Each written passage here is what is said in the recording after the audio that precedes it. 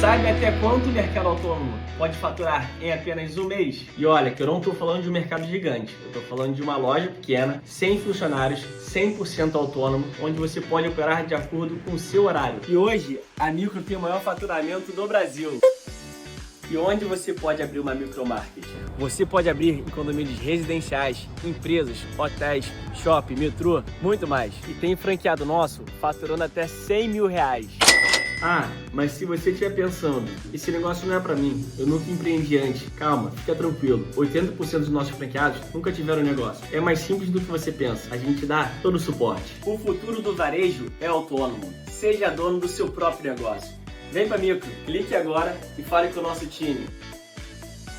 Salve, torcedor vascaíno! Muito bom dia! É um prazer estar com você por aqui nesta sexta-feira pela manhã, principalmente depois de uma vitória do Vasco. Pós parada mundial de clubes, o primeiro momento de alegria do torcedor vascaíno foi essa classificação na Copa do Brasil. O Vasco coloca dinheiro no bolso, quase 5 milhões, e também começa a pensar daqui para frente em novos horizontes. Hoje, torcedor, eu vou me ater aqui, claro, vou falar da parte tática do jogo, vou falar aqui da ordem do que aconteceu, mas também quero propor um debate do que essa vitória pode começar a trazer de parâmetros para próximos desafios que o Vasco vai ter pela frente. Na partida de ontem, o técnico Fernando Diniz saca o Maurício Lemos, coloca o Hugo Moura na zaga ao lado do Lucas Freitas. O Lucas Freitas, que na minha humilde opinião é o zagueiro mais regular da equipe do Vasco. E com a saída do Hugo Moura do meio de campo, ele efetiva o Jair. E o que acontece? O Vasco acaba ficando muito com a bola. Desde o primeiro minuto do jogo, eu diria, torcedor, que o Vasco perdeu o controle naquele início do segundo tempo, mas daqui a pouco a gente chega lá. O Vasco tem a posse, o Vasco trabalha, o Vasco faz a saída de três, mas não é uma saída de três tática que cada jogador fica ali atrás posicionado, porque, por exemplo, ora o Jair vinha pelo lado direito para sair jogando, ora o Jair se posicionava entre o Hugo Moura e o Lucas Freitas, ora o Jair ia lá para o lado esquerdo, ou seja, era uma saída que não era tendo uma pré-definição do posicionamento dos jogadores. O Coutinho descia para fazer esse jogo e principalmente pelo lado esquerdo, pela qualidade técnica do Piton e também do Nuno Moreira. O Vasco perde um gol logo no começo, uma cabeçada do Ryan, um cruzamento do Nuno Moreira, e não demora para abrir a contagem em mais uma assistência do Piton.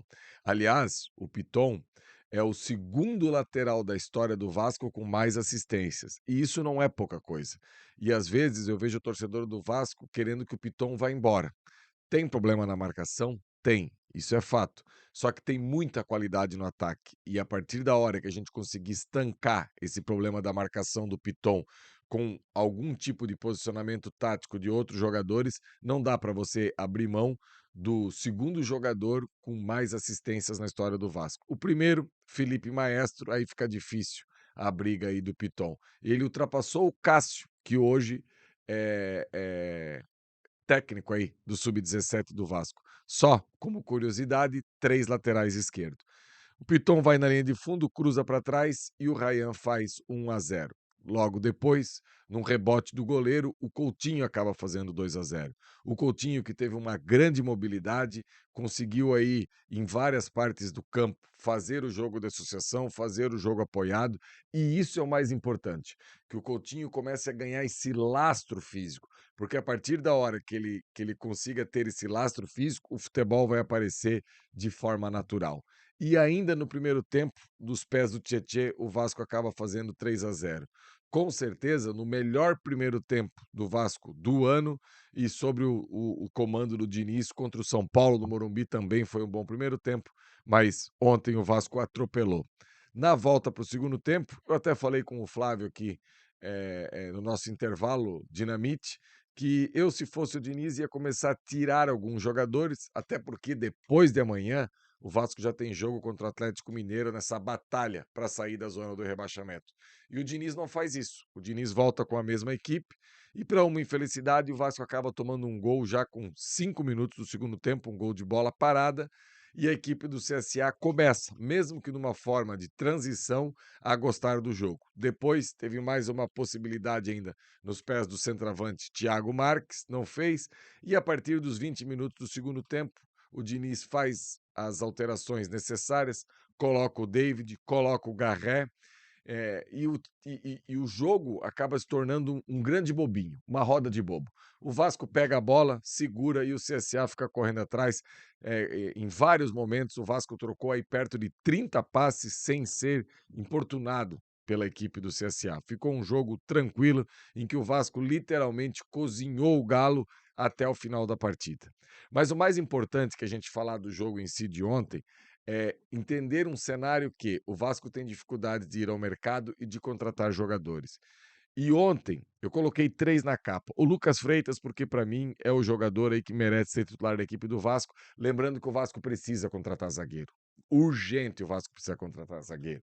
Só que os outros 2 jogadores que eu coloquei aí, Garré e Jair. E é importante eles terem nível de atuação como tiveram ontem, para que possam ganhar confiança e começar a participar mais dos jogos, ganhar mais a confiança do Fernando Diniz. O Jair é um caso à parte, porque o Jair, o Vasco compra ele do Atlético Mineiro e ele vinha de um Galo que tinha ganho absolutamente tudo: Campeonato Brasileiro, Copa do Brasil e tudo mais. Um Jair que tinha uma carreira sólida no Internacional de Porto Alegre e tinha bons números também no Galo. E no Vasco nunca foi o Jair que a gente imaginava. Um jogador que é nítido, é o refino técnico que ele tem com a bola, falta um pouco de competitividade para ser esse primeiro volante, mas com a bola no pé, ele hoje na equipe do Vasco é que tem mais o controle para sair de trás com essa bola. Inclusive, o Diniz deixa claro isso na coletiva quando ele fala que em jogo que ele sabe que ele vai ter a posse, essa maneira com que o Jair sai lá de trás é muito importante. E o outro foi o Garré, um jogador que foi comprado para uma posição e é nítido, claro e cristalino que quem contratou o Garré para ser um ponta, infelizmente nunca viu o Garré jogar. O Garré é um meia construtor que nem tem muitas características para jogar de pé invertido. O Garré é um jogador para vir por dentro, fazer esse jogo de associação, chutar de média e longa distância, pifar um atacante. E ontem começou não tão bem e depois foi ganhando confiança e fez uma boa partida. Então, torcedor, eu acho que o mais importante que a vitória ontem foi isso. Para esse elenco reduzido que a gente tem, conseguir ganhar mais opções. Um cara igual o Jair, ontem foi o único jogador em campo que trocou mais de 100 passes com seus companheiros. E eu gosto muito de analisar futebol em cima de números, mas trazer eles para uma realidade, não números soltos que estão por aí. Mais um número que eu vou trazer aqui para você, torcedor, que eu falei na live de ontem à noite, é quanto à questão do aproveitamento do Vasco. Se o Vasco tivesse o aproveitamento apenas do primeiro tempo, que o jogo terminasse com o resultado do primeiro tempo, o Vasco hoje seria nono colocado do, do Campeonato Brasileiro e estaria a 4 pontos do G4. Em compensação, se sempre tivesse notoriedade o placar do segundo tempo dos jogos, o Vasco seria o 19º colocado do Campeonato Brasileiro. Ou seja, é claro e nítido que aquilo que aconteceu ontem com o Vasco é corriqueiro, essa baixada no segundo tempo. E isso se explica em 2 momentos. Uma questão que o Vasco tem um elenco que pouco roda, jogadores e mais jogadores vão empilhando minutagem, enquanto outros pouco participam, e também uma questão física que daí vai muito mais da construção desse elenco do Vasco do que qualquer trabalho de profissional. Eu já bati nessa tecla em várias oportunidades. O Vasco tem pouquíssimos jogadores físicos no seu elenco, tem muitos jogadores técnicos. E em algum momento, com as contratações, o Vasco vai precisar equilibrar isso aí. Acredito que com a chegada do Andrés Gomes já vai dar uma equilibrada nisso aí e que no próximo domingo, contra o Atlético Mineiro, a gente possa ter a ideia do que o Fernando Diniz vai fazer. Não acredito que ele venha com o Hugo Moura na zaga, eu acho que ele vem de João Vitor e Lucas Freitas, volta o Hugo Moura para o meio de campo e o Jair, mesmo sendo melhor em campo na noite de ontem, acho que vai dar uma segurada. Enfim, estou supondo aqui, porque eu acho que essa tática do Jair, do Fernando Diniz, essa escalação foi apenas para o jogo de ontem. Mas o importante é ter esses caras no elenco e que possam render. E para encerrar o Acorda de hoje, a gente precisa falar de Pablo Verratti. Eu bato nessa tecla e não quero ser chato, não quero ser o cara aqui que vai crucificar ou enterrar a carreira do Verratti no Vasco. Muito pelo contrário. Sou muito grato porque ele fez no Vasco até hoje, deu muitas alegrias ao torcedor vascaíno, mas quanto mais o Diniz vai implementando o seu modelo de jogo no Vasco, mais claro vai ficando as limitações do Verratti com a bola no pé. Ontem, no primeiro tempo, ele literalmente atrapalhou o time do Vasco. E no segundo tempo teve uma oportunidade de fazer um gol incrível. O goleiro Gabriel Félix do CSA vai sair jogando, sai jogando errado, sobra no pé do Verratti. Era só ele virar e chutar no gol, mas está cada vez mais nítido que a confiança está indo embora. Espero que já no domingo ele possa recuperar essa confiança e ser fundamental nesse jogo contra o Galo. A gente não sabe que Galo vem aí, se vai ser um Galo que vem com todos os titulares ou vai segurar, porque o Atlético joga no meio da semana que vem uma partida decisiva pela Sul-Americana. Beleza, torcedor vascaíno? Vou te pedir um favor, senta o dedão no like, compartilhe nas suas redes sociais esse vídeo e deixe o comentário embaixo. Concorda sobre o que eu falei do Jair? Concorda sobre o que eu falei do Verratti? Concorda com o que eu falei do Lucas Freitas? Enfim, é muito importante a sua opinião aqui. Daqui a pouco, hoje o BDG de cara nova, não é Emerson Rocha. Hoje no BDG é Flávio Dias. E mais à noite, o nosso programa tradicional das sextas-feiras, que é o Sextou com o comando também do Flávio Dias.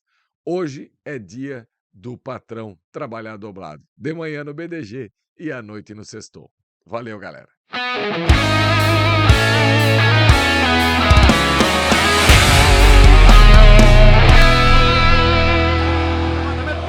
Dinamite sozinho, atenção, vai enfiar, gol!